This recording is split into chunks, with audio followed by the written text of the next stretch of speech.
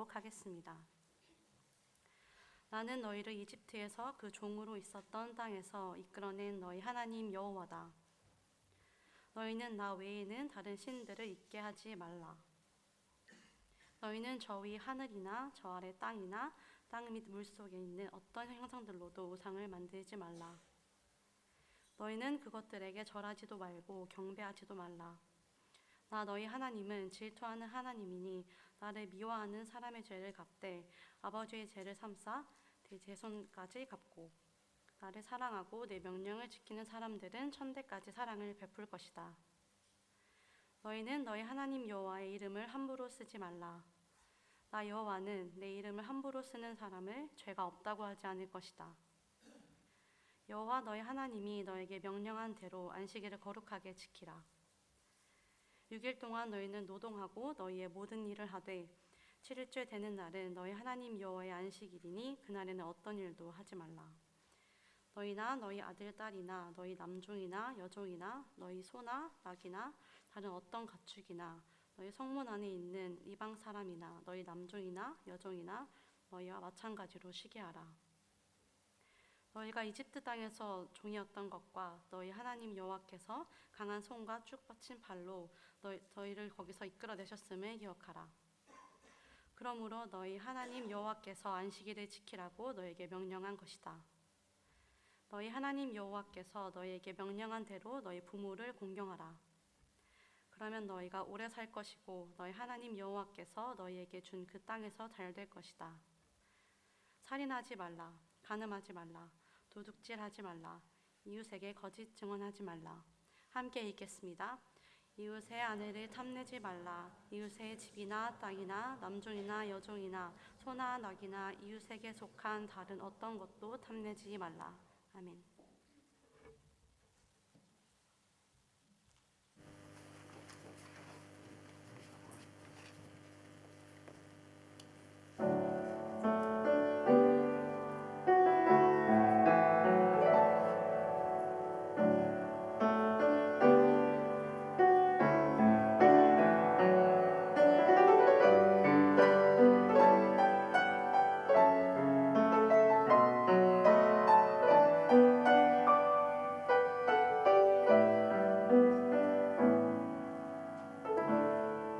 하나님의 자녀니 하나님이 기르시네. 너는 두려워 말아라. 주 너를 지키리. 담대히 길을 걸으라. 삶의 폭풍이 올 때 너는 낙심하지 말라. 주께서 인도하시니 두려워 말아라. 담대히 길을 걸으라. 담대하라. 담대하라. 주께서 너와 함께 하시나. 담대하라. 담대하라. 주께서 너와 동행하신다.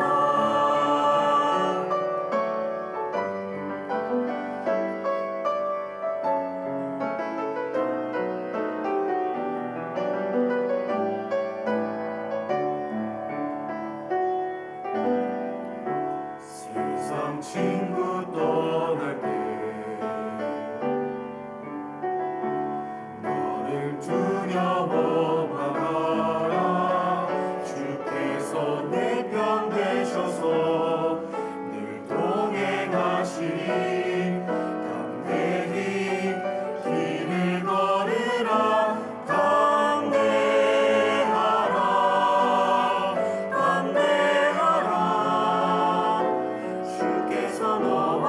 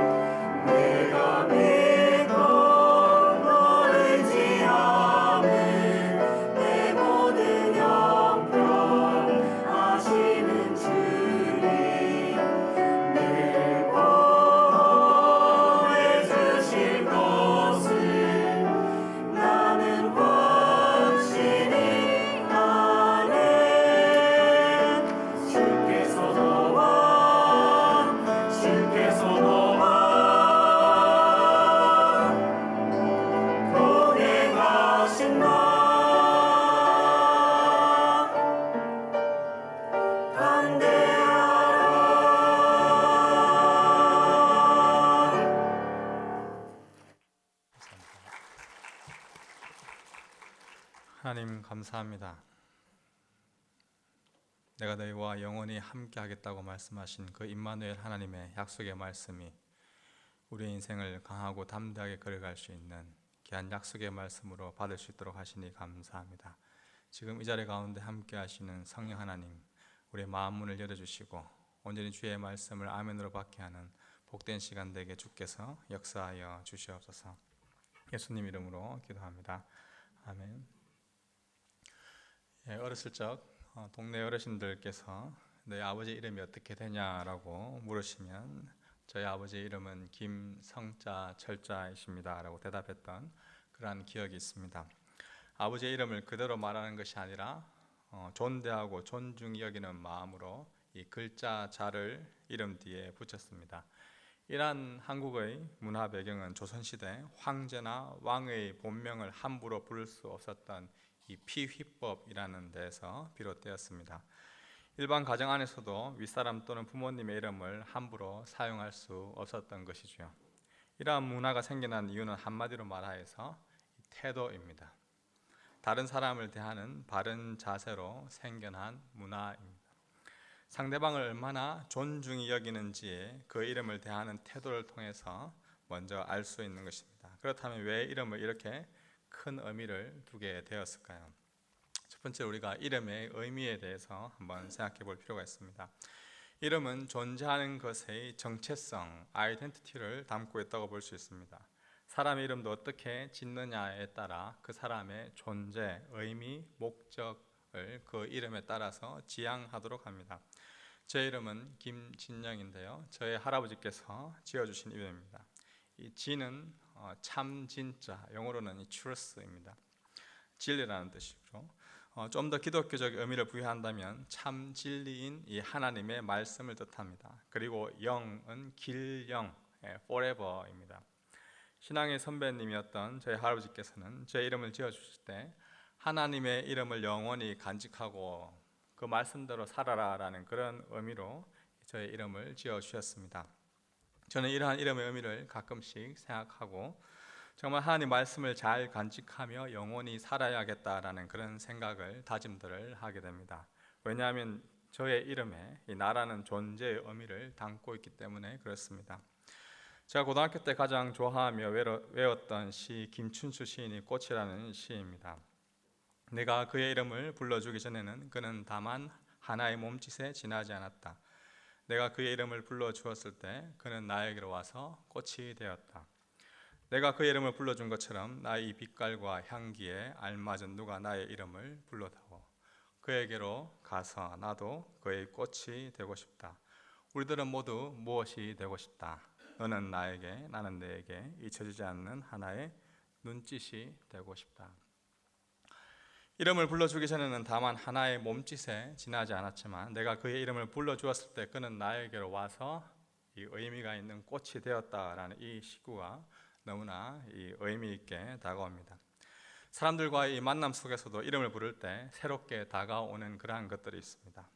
이름이 주는 그러한 무게가 있기 때문에 그렇죠. 여러분의 이름은 어떻게 됩니까? 제가 한 분 한 분의 이름을 다 알고 있으면 좋겠지만 죄송하게도 또 모르고 있는 그러한 분들도 있는데요. 가능하면 함께 이름을 주고받고 서로 의미 있는 그러한 꽃으로 다가가면 좋지 않을까라는 그런 생각을 하게 됩니다. 우리 옆에 있는 분들 다 이름 아시죠?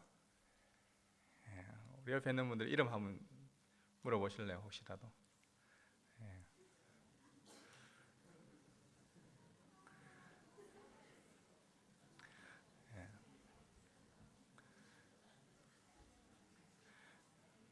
우리가 이름을 불러주었을 때 정말 그 한 명 한 명 여러분들의 나에게 꽃으로 다가오는 정말 의미 있는 존재로 다가오는 그 한 명 한 분이 되었으면 좋겠습니다. 제가 시간만 있으면 다 한 분 한 분 이름을 불러드리고 싶은데 그렇지는 못하겠고요. 그 이름이 담고 있는 그 존재가 있죠. 한 사람이 오는 것이 아니라 그 사람의 이름 가운데 있는 모든 존재의 전체, 지금까지 함께했던 그 전체가 온다라고 볼 수가 있습니다. 두 번째로 그렇다면 우리가 믿는 그 하나님은 어떤 이름을 가지고 계시며 하나님께서 우리에게 뭐라고 말씀하시는지에 대해서 함께 살펴봅시다. 오늘 이 세 번째 데칼로그에서 하나님께서 요구하시는 것은 하나님의 이름을 함부로 부르지 말라입니다. 먼저 이 하나님의 이름이 무엇인지에 대해서 함께 알아보기 원합니다. 출애굽기 3장에 보면 하나님은 모세를 만나 대화하면서 모세에게 이렇게 말씀합니다. 하나님께서 모세에게 말씀하였습니다. 나는 스스로 있는 자다. 너는 이스라엘 백성들에게 말하여라. 스스로 있는 자가 나를 너희에게 보냈다라고 말이다. 하나님께서 또 모세에게 말씀하였습니다. 이스라엘 백성들에게 말하여라. 여호와 너희 조상의 하나님 곧 아브라함의 하나님, 이삭의 하나님, 야곱의 하나님이 나를 너희에게 보내셨다라고 말이다. 이것이 내 영원한 이름이요 대대로 기억해야 할 내 이름이다. 하나님은 자신을 소개하시면서 나는 스스로 있는 자다라고 말씀하셨습니다. 오늘날 우리는 이 하나님을 여호와라고 부릅니다. 이 여호와라는 이름의 뜻을 영어로 표현하면 I am who I am입니다. 나는 나다. 조금 난해한 표현이죠. 우리가 누군가에게 이름을 불러 주었을 때 당신의 이름이 무엇입니까? 저는 저입니다 라고 이렇게 말한다면 좀 난해한 표현이죠. 그러나 하나님은 자신을 그렇게 표현하였습니다. 이러한 하나님의 이름에 대해서 학자들은 한 세 가지로 해석하는데요. 먼저 첫 번째로는 하나님 당신의 이름을 우리에게 알려주었지만 실제로는 우리가 모른다, 신비스럽다라는 그렇게 이야기합니다. 모세가 하나님의 이름을 여호와라고 사용했지만 실제로 정말 그것이 하나님의 이름인지는 모른다고 주장하는 분들이 있습니다. 하나님은 나는 나다라고 말씀하시면서 자신의 존재 자체를 어떤 특정한 이름에 가두어 두지 않고 어떤 신비스러운 존재로 여기게 만들었다라는 그러한 뜻이지요. 두 번째로는 나는 나다라는 말은 스스로 존재하는 자다라는 그러한 뜻이 아닐까라고 학자들은 추측합니다. 여호와라는 의미는 스스로 존재하는 신, 다른 어떤 것에 기대지 않고 혼자서 계속해서 영원부터 영원까지 존재하시는 분이라는 것을 이 여호와 I am who I am에 담았다라고 이야기하는 것입니다. 하나님은 삼위일체 하나님이십니다. 성부, 성자, 성령 삼위 하나님이 한 일체로 계십니다. 충분히 다른 어떤 것을 필요로 하지 않고 스스로 혼자 계셔왔고 영원히 계실 수 있는 충분하고 완전한 존재임을 이 여호와라는 이 단어, 이 이름에 표현하였다라고 주장하죠. 마지막 세 번째는 여호와 하나님은 우리와 함께하는 분이다라는 그런 의미가 이 여호와라에 담겨 있다라고 봅니다. 출애굽기 3장의 이 문맥으로 봤을 때 여호와라는 뜻은 하나님께서 함께하는 분이다. 불안해하는 그 모세와 함께 약속을 하였고 내가 너희와 함께했다는 그런 징표로서 여호와라는 이름의 뜻을 주었다라고 해석하는 것입니다. 하나님의 이름을 모르면서 하나님과 함께할 수 있기 때문에 하나님께서 직접 모세에게 나의 이름은 여호와다라고 지어줬다라고 보는 것이죠. 어떠한 해석을 따르든 중요한 것은 하나님께서는 자신의 이름을 함부로 부르지 말라라고 말씀합니다. 11절 말씀인데요. 한번 다 같이 한번 더 읽어보겠습니다. 11절입니다. 너희는 너희 하나님 여호와의 이름을 함부로 쓰지 말라. 나 여호와는 내 이름을 함부로 쓰는 사람을 죄가 없다고 하지 않을 것이다. 너희 하나님 여호와의 이름을 함부로 쓰지 말라라고 권면합니다. 이러한 세 번째 데칼로그는 하나님의 이름을 잘 불러라라는 그러한 의미이지 함부로 부르지 말라라고 해서 하나님의 이름 자체를 아예 부르지 않는 그러한 의도로서 말씀하신 것이 아닙니다. 그런데 이스라엘 백성들은 유대인들은 하나님의 이름을 부르기가 무서워서 아예 하나님의 이름 자체를 입에 담지 않았던 것입니다. 이 또한 하나님의 이름을 함부로 부르는 경우가 될 수가 있습니다. 실제로 레위기 말씀에 보면 하나님의 이름을 모독하는 사람은 죽어야 한다는 그런 강한 말씀이 있기 때문에 그들은 하나님의 이름에 대해 굉장히 두려워하는 그러한 마음이 있었습니다. 그러나 중요한 것은 하나님의 이름을 부르지 않는 것이 아니라 하나님의 이름을 제대로 부르고 그 이름을 자주 부르는 것이 중요한 것이죠.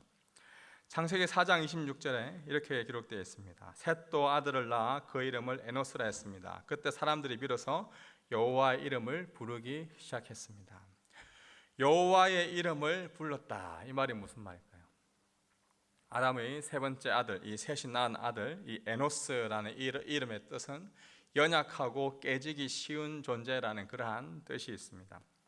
하나님의 은혜 아니고서는 살 수 없는 연약한 우리 인간의 그런 한계점을 이 에노스라는 이름을 통해서 우리는 알 수가 있죠. 그리고 그때 비로소 여호와의 이름을 부르기 시작했다라고 나옵니다.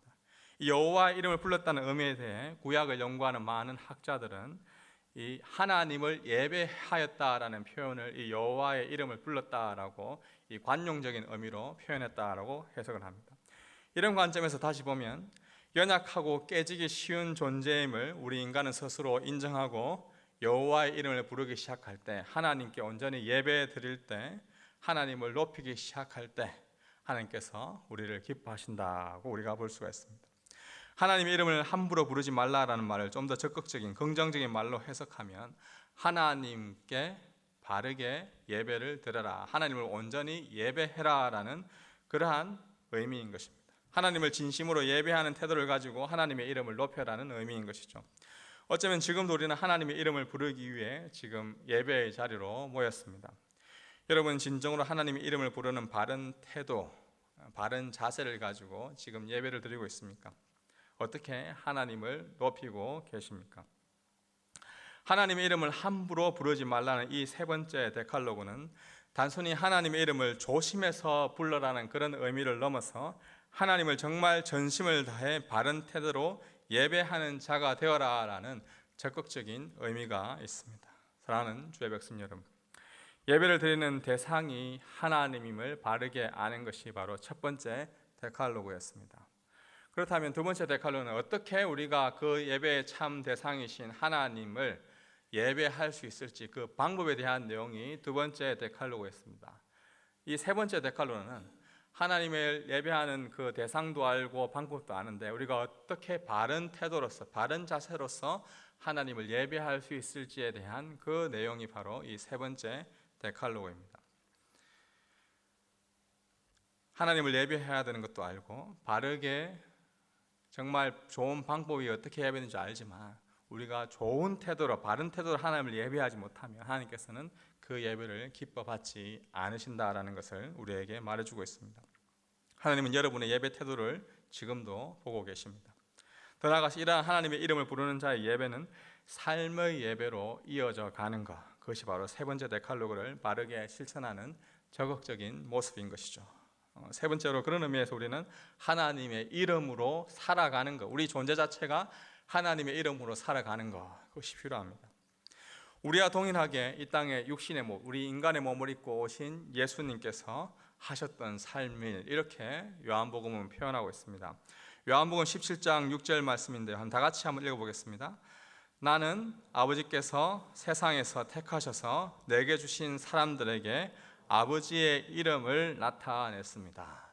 예수님께서 이 땅에 오셔서 한 일이 무엇이냐, 이 하나님의 이름이라는 그런 관점으로 보았을 때 예수님은 하나님의 이름을 우리들에게, 세상 사람들에게 나타내는, 증거하는, 전파하는 그러한 사명감을 가지고 이 땅에서 사셨던 것이죠.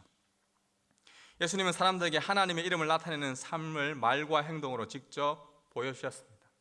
자신의 삶을 통해 하나님의 이름을 나타내고 증거하는 삶을 사셨던 것이죠. 주께서 그렇게 살아가셨던 것처럼 예수님을 따르는 제자, 예수님을 따르는 귀한 주님의 백성으로서 우리 또한 하나님의 이름을 전파하고 찬양하고 성축하고 합당하게 그 삶을 살아가는 예배자로서 하나님의 이름으로 살아가는 그 한 명, 그 예배자를 하나님께서는 찾고 계십니다. 오늘 목장 나눔지 계회에도 나오듯이 알렉산더 황제의 일화 중에 아주 유명한 일화가 나옵니다. 한 번은 알렉산더 황제가 몰래 암행을 나갔습니다. 암행 순찰을 나가 보니까 줄을 이어선 늘어진 막사에 중무장한 병사들이 일정한 거리로 떨어져서 그 보초를 쓰고 있었습니다. 그런데 막사 뒤쪽에서 이 알렉산더 하면서 알렉산더를 욕하고 흉보는 이야기를 덕해서 했습니다. 보초 서는 시간에 일개 병사가 왕의 이름을 거론하면서 흉을 보고 욕하는 것에 대해서 알렉산더 황제는 몹시 화가 났지만 조금 참고 그 병사들이 하는 그 이야기를 들어보았습니다. 근데 자세히 들어보니까 그들이 욕하고 있는 이 알렉산더는 황제인 자신이 아니라 병사인 또 다른 이름의 알렉산더였던 것이죠. 그래서 다음날 아침 이 알렉산더 황제는 자신의 이름과 동일한 그 알렉산더 병사, 이 사병을 불러서 자신의 이름과 동일한 그 알렉산더임을 확인하고 이렇게 말했다고 합니다. 지금부터 너는 너의 행동을 바꾸든지 아니면 그 알렉산더라는 너의 이름을 바꾸든지 둘 중에 하나, 양자택일을 하여라 라고 이야기했죠. 그래서 깜짝 놀란 이 알렉산더, 이 사병은 이후에 자신의 행동을 바꾸어서 정말 알렉산더의 이름, 그 황제의 이름과 동일한 그 이름에 걸맞는 그러한 바른 삶을 살았다라는 그런 이야기가 전해집니다. 사랑하는 청년 여러분, 저와 여러분은 여호와의 이름을 가진, 여호와 하나님의 이름을 가진 그리스도인입니다. 여호와 이름을 가진 그리스도인은 그 이름에 걸맞는 합당한 삶을 살아가야 할 책임이 있습니다. 여러분은 얼마나 하나님의 이름을 가진 자로서 합당한 태도, 합당한 바른 자세로서 직장에서, 이름 속한 학교에서, 가정에서, 삶의 터전에서 하나님의 이름을 높이고 있습니까? 바울은 고린도에 보낸 편지에서 우리에게 이렇게 권면하고 있습니다. 고린도전서 10장 31절 한번 다 같이 읽어보겠습니다. 그러나 여러분은 먹든지 마시든지 무엇을 행하든지 모든 것을 하나님의 영광을 위해 하십시오. 하나님의 영광을 위해 하는 삶, 바로 하나님의 이름을 드러내는 삶인 것이죠. 마태복음 5장에서는 우리에게 이렇게 권면하고 있습니다. 너희는 이 땅의 소금이다. 그러나 만일 소금이 짠맛을 잃으면 어떻게 다시 짜겠느냐? 아무데 쓸데가 없어 바깥에 버려지고 사람들의 짓밟게 될 것이다. 너희는 또한 세상의 빛이다. 산 위에 세워진 도시는 숨겨질 수 없다. 등잔을 켜서 그릇으로 덮어두지 않고 등잔대 위에 두어 그 빛을 온 집안 사람들에게 비추는 것이다. 이와 같이 너희도 너희 빛을 사람들에게 비추라. 그래서 그들이 너희 선한 행실을 보고 하늘에 계신 우리 아버지께 영광을 돌리도록 하라. 하나님의 이름으로 살아가는 삶이 무엇인지 이 마태는 빛과 소금으로 표현하고 있습니다. 16절 마지막에 보면 너희 선한 행실을 보고 하늘에 계신 우리 아버지께 영광을 돌리도록 하라라고 권면하고 있습니다. 먼저 우리가 오해하지 말 것은 이 율법과 이 율법주의를 혼동해서는 안 됩니다. 우리가 선한 행실을 통하여서 무엇인가 착한 행실을 통하여서 구원을 받는 그러한 것은 아닙니다. 데칼로그 서두에서 분명히 우리에게 이야기했듯이 우리 신명기 5장 6절에 보면 이집트 땅 종으로 있었던 그곳에서 너희를 이미 이끌어내었다. 이미 우리를 구원하였다라고 말씀합니다. 이미 그리스도인은 구원받은 존재입니다. 이집트 땅에서 구원하여 주신 그 하나님의 은혜를 아는 사람은, 그 사랑을 입은 자는 그 합당한 삶, 선한 행실, 선한 삶의 태도를 통해 하나님께 영광을 올려드리는 그러한 기쁨의 삶을 살아가는 것이 필요한 것이죠. 사랑하는 청년 여러분, 하나님의 이름으로 살아가고 계십니까? 그 어느 때보다 이 하나님의 이름으로 살아가는 바른 태도, 바른 자세를 가진 믿음의 청년들이 필요한 때입니다. 지금 여러분이 속한 여러분의 삶의 자리에서 하나님의 이름으로 살아가기 위해 해야 할 우리의 일, 해야 할 말, 해야 할 행동은 무엇입니까? 하나님의 이름을 부르고 하나님을 찬송한다고 하지만 정작 나의 삶은 함부로 살았던, 하나님의 이름을 함부로 부르며 살았던 자는 아닌지 우리의 삶을 돌아보아야 할 것입니다. 마크 베터슨의 올인이라는 책에 보면 이 피터 밀런이라는 그 선교사에 대한 이야기가 나옵니다. 이 피터 밀런은 이 원웨이 미셔너리였습니다. 그러니까 한 번 가면 돌아오지 않는 그러한 이제 선교사였죠. 이 선교사는 이야기가 나오는데 그는 남태평양 뉴 헤브리디스 제도라는 그 섬에 선교사를 갔던 사람입니다. 지금 우리 교회가 파송한 우리 원청희 선교사님이 계신 그 바누아투의 옛 이름이 뉴 헤브리디스인데요. 그런데 이 피터 밀러는 뉴 헤브리디스라는 제도에 가기 전에 많은 선교사들이 이 원주민들에 의해서 살해되었다는 그러한 소식을 들었습니다. 그러나 그러한 소식을 들었음에도 불구하고 이 피터 밀러는 이러한 상황을 전혀 개의치 않고 그곳으로 향하였습니다. 목숨을 잃을까 봐 두려워하지도 않았고 그는 이미 나는 예수 그리스도 안에서 죽었다라는 그런 믿음을 가지고 이 자신의 죽고 난 이후에 들어가는 그 관을 싸가지고 원웨이 미셔너리로 뉴 헤브리디스로 들어갑니다. 그래서 그곳에서 이 35년 동안 원주민들을 사랑하고 그들과 함께 살았고 귀한 사역들을 잘 감당했습니다. 그리고 그가 세상을 떠날 때 그곳에 있었던 원주민들이 그를 마을 한가운데 묻고 이 묘비에 다음과 같은 글을 새겼다고 합니다. 우리 한번 다 같이 읽어볼까요? 그가 왔을 때 빛이 없었다. 그가 떠났을 때 어둠이 없었다. When he came, there was no light. When he left, there was no darkness. 사랑하는 주의 청년 여러분, 예수 그리스도를 믿고 주의 이름을 부르는 여러분의 삶이 우리가 예수 그리스도의 이름을 부르는 자로서의 삶을 살아간다라는 것이 이런 피터 밀령과 같은 그러한 삶이지 않을까 우리가 돌아보게 됩니다. 여러분이 속한 여러분의 학교, 여러분들의 직장, 여러분들의 그 부서, 그곳에 여러분들이 가기 전에는 정말 빛이 없었지만 여러분이 그곳에서 예수 그리스도께서 우리에게 심겨준 그 빛을 통하여서 그 귀한 믿음의 사역들, 하나님의 이름을 부르는 그 자로서의 삶을 가역할 때 여러분들이 그 부서를 떠날 때, 그 회사를 떠날 때 어둠이 없어지는 그러한 놀라운 은혜가 있는 것, 그것이 우리가 하나님의 이름을 부르며 살아가는 삶이지 않을까 우리 돌아보게 됩니다. 여러분을 인하여서 그 어두웠던 여러분들의 학교가, 여러분들의 직장이, 여러분들의 삶의 터전이 밝아지고 여러분이 떠날 때는 오히려 어둠이 사라지고 빛이 그곳에 가득한 것, 그것이 하나님의 이름을 부르는 삶의 자세, 삶의 예배로 드리는 것이 아닐까 생각합니다. 날마다 여호와의 이름을 부르는 그러한 은혜가 우리 삶 가운데 함께 하기를 주님의 이름으로 축복합니다. 기도하겠습니다.